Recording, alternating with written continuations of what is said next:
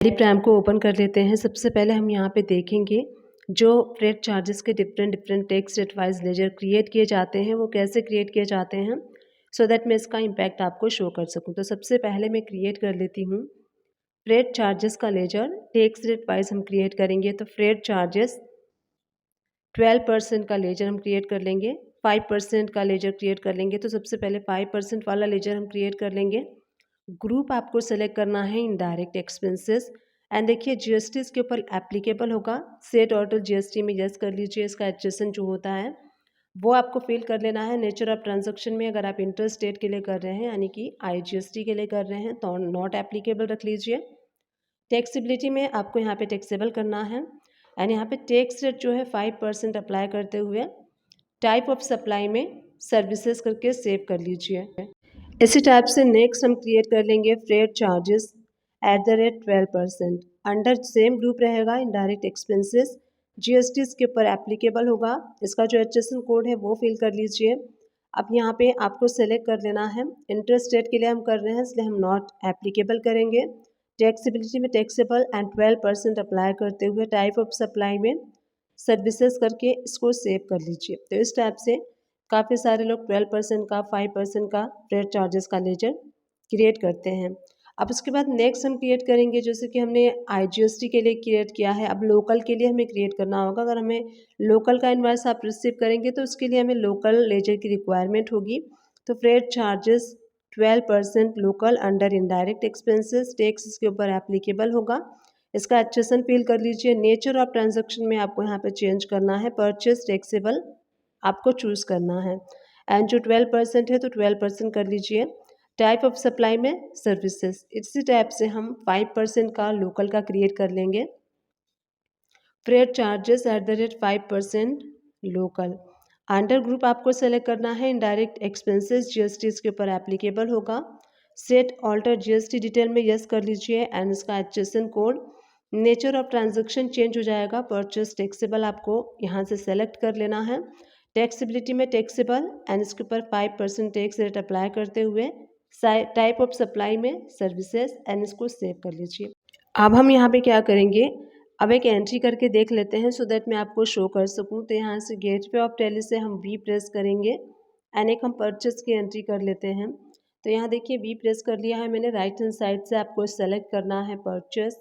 Suppliers का जो भी इनवाइस नंबर है वो कर लीजिए। जो भी पार्टी से कर रहे हैं आप परचेस, उस पार्टी का लेजर सेलेक्ट कर लीजिए एंड परचेस लेजर में परचेस अकाउंट एंड जो भी प्रोडक्ट आप परचेस करेंगे उस प्रोडक्ट को आप यहाँ पे सेलेक्ट कर लीजिए।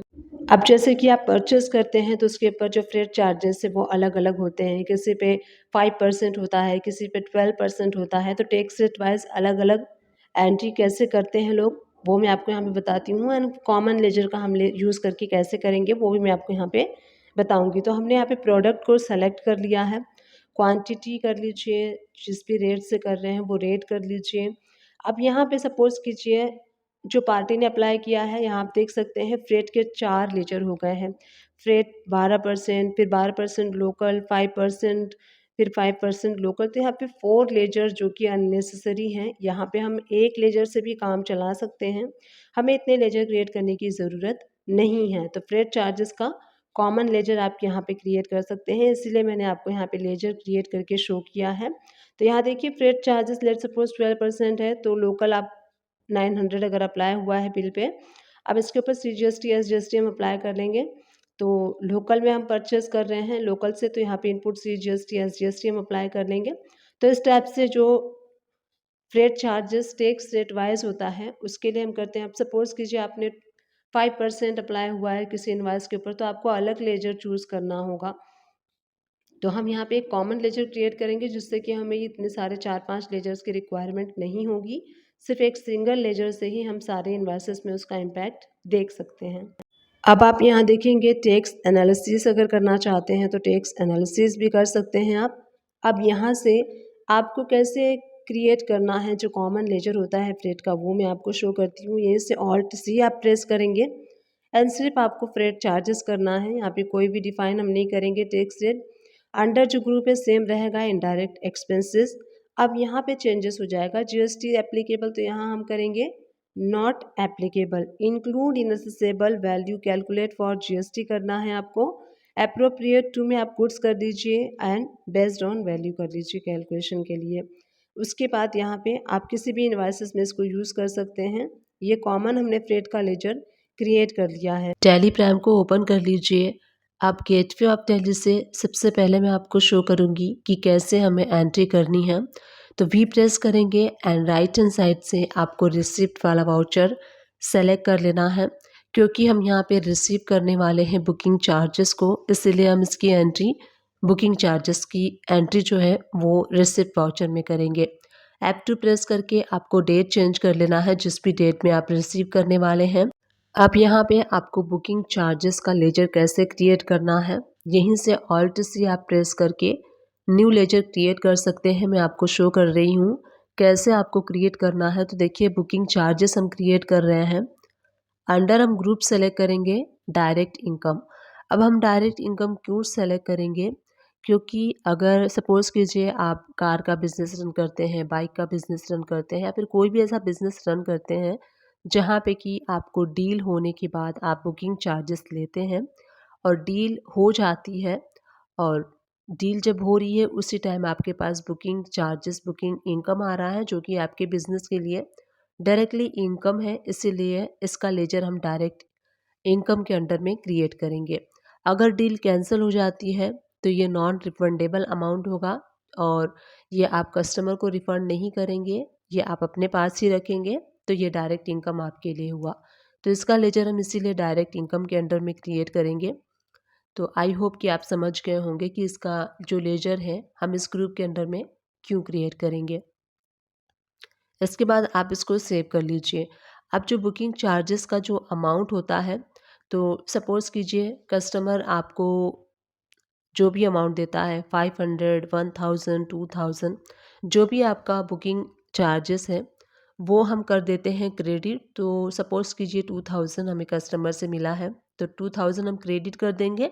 अब कस्टमर ने आपको बैंक के थ्रू आपके बैंक में ट्रांसफ़र किया है या फिर आपको उन्होंने कैश में दिया है, तो कैश या फिर बैंक जिस भी मोड में आप पेमेंट को रिसीव करेंगे उसको आप कर देंगे डेबिट, क्योंकि हम यहाँ पे बैंक में या फिर कैश के लेजर में अमाउंट रिसीव कर रहे हैं इसलिए हम इसको डेबिट कर देंगे।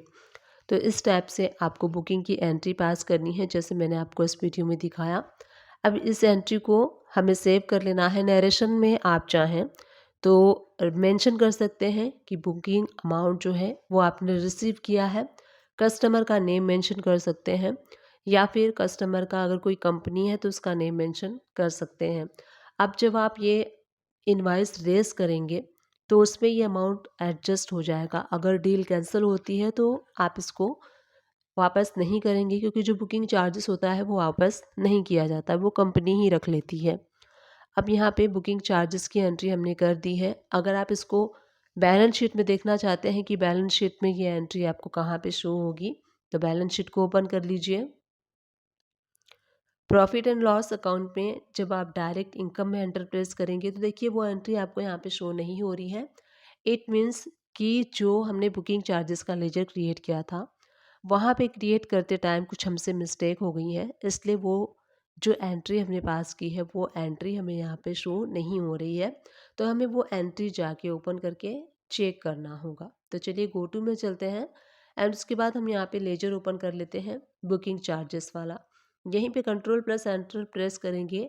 अब आप देख सकते हैं हमें सेलेक्ट करना था डायरेक्ट इनकम, उसकी जगह पे एक्सपेंसेस हो गया था, इसीलिए ये एंट्री वहाँ पे शो नहीं हो रही थी। अब मैंने लेजर जो है सही कर दिया है। अब हम देखेंगे डायरेक्ट इनकम के अंडर में, तो देखिए ये आपको शो हो रहा है बुकिंग चार्जेस अमाउंट। इस टाइप से बुकिंग चार्जेस अमाउंट की एंट्री आपको पास करनी है एंड कैसे आपको एंट्री को बैलेंस शीट में देखना है ये मैंने आपको बता दिया है। इस टाइप से आप भी कर सकते हैं टैली प्राइम में। आप चाहें तो मेरे चैनल को सर्च भी कर सकते हैं। मेरे चैनल का नेम है सुमन एजुकेशन हब। आपको वहाँ प्लेलिस्ट मिल जाएगी, आप प्लेलिस्ट वॉच कर सकते हैं। प्लेलिस्ट आपके लिए काफ़ी हेल्पफुल रहेगा, तो डेफिनेटली प्लेलिस्ट को वॉच कीजिएगा। प्लेलिस्ट में काफ़ी सारी इंफॉर्मेटिव वीडियोस होती हैं जो कि देख के आप अपने अकाउंट को इम्प्रूव कर सकते हैं और अच्छे से काम कर सकते हैं। टैली प्राइम में।